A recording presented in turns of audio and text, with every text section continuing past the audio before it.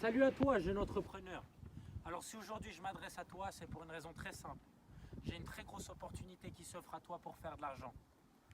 Alors, tu as deux possibilités avec moi. La première grâce au voyage et la deuxième grâce au trading. À toi de décider. Mais tout d'abord, pose-toi la bonne question. Est-ce que tu préfères perdre du temps chaque jour, peut-être 1 heure, peut-être 2 heures, sur les réseaux sociaux à rien faire, ou tout de suite commencer avec moi et faire de l'argent très rapidement en l'espace de quelques heures aussi? Moi je pense que la question elle est vite répondue et n'oublie pas que moi je viens du même milieu que toi. Donc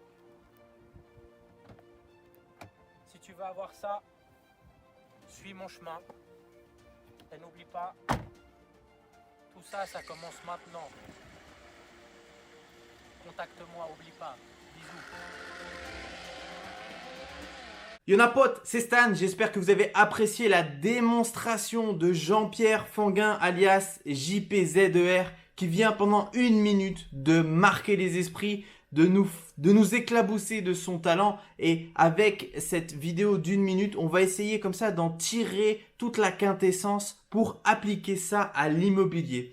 À travers cette vidéo, Jean-Pierre nous montre 3 stratégies pour marquer les esprits et ces 3 stratégies-là, on va les utiliser, on va extrapoler un petit peu et on va les utiliser pour marquer les esprits des agents immobiliers ou de toutes les personnes qui peuvent en immobilier nous apporter des bonnes affaires, les marchands de biens, les notaires, les artisans, les copropriétés, enfin bref, tous ces gens qui réellement peuvent du jour au lendemain vous appeler et vous faire gagner beaucoup d'argent simplement avec un coup de fil. Simplement en ayant le bon réseau. Donc comment marquer les esprits? Jean-Pierre, il nous l'a montré, la première stratégie, c'est d'avoir une tenue un petit peu excentrique. L'idée, c'est d'avoir une tenue originale, une coiffure originale, un accessoire peut-être original. Ça peut être un parapluie, vous pouvez être chaud, vous pouvez avoir un chapeau, des lunettes de soleil, avoir une coiffure particulière, peut-être avoir un tatouage.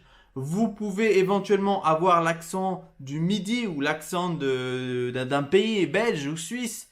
Mais l'idée, c'est réellement de pouvoir physiquement et dans l'attitude vous faire remarquer et vous différencier de tous les interlocuteurs que cette personne-là a pu rencontrer jusqu'à présent. Réellement qu'il puisse se dire, mais qu'il ait envie de vous poser des questions, en savoir plus sur vous, qui vous êtes, pourquoi est-ce que vous habillez comme ça, d'où vous venez. Qui vous êtes. Il faut réellement pouvoir amener du mystère et faire en sorte que l'interlocuteur s'intéresse un peu plus à vous.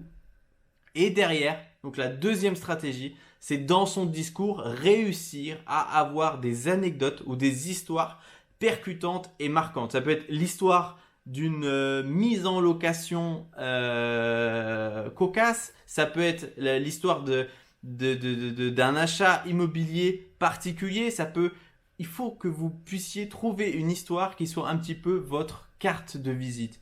L'histoire de Jean-Pierre, on ne l'oublie pas, la technique pour devenir riche on sent qu'il y a du mystère on sent qu'il y a du mystère dans son histoire et c'est ce qui fait que derrière, on veut en savoir plus sur lui. La troisième stratégie, c'est d'avoir comme un peu une carte de visite ou bien un curriculum vitae d'investisseur. C'est-à-dire vous avez votre propre petit CV avec votre nom, votre prénom, vous détaillez le nombre d'investissements que vous avez, si vous avez déjà pas mal d'investissements. Et vous, comme ça, vous prouvez à votre interlocuteur que vous êtes crédible. Vous lui montrez que vous avez déjà investi, vous lui montrez dans quoi vous avez déjà investi. Il va réellement se souvenir de vous. Et en rentrant chez lui, il aura cette petite note avec toutes vos coordonnées, avec tous les différents investissements que vous avez faits. Et croyez-moi, ça, des choses comme ça, il y a vraiment très peu de personnes qui prennent cette démarche-là, on va dire, de se mouiller, de se présenter, de montrer un peu qui on est et de montrer que c'est pas la première fois qu'on investit, qu'avec nous il perdra pas de temps et que si il nous confie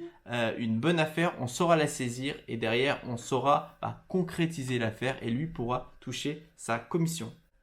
Je t'ai mis en PDF 10 points essentiels à valider lors d'une visite immobilière. Tu n'auras plus qu'à imprimer ce PDF et lors de ta prochaine visite, à cocher les différents éléments afin d'être sûr que tu es bien en face d'une bonne affaire.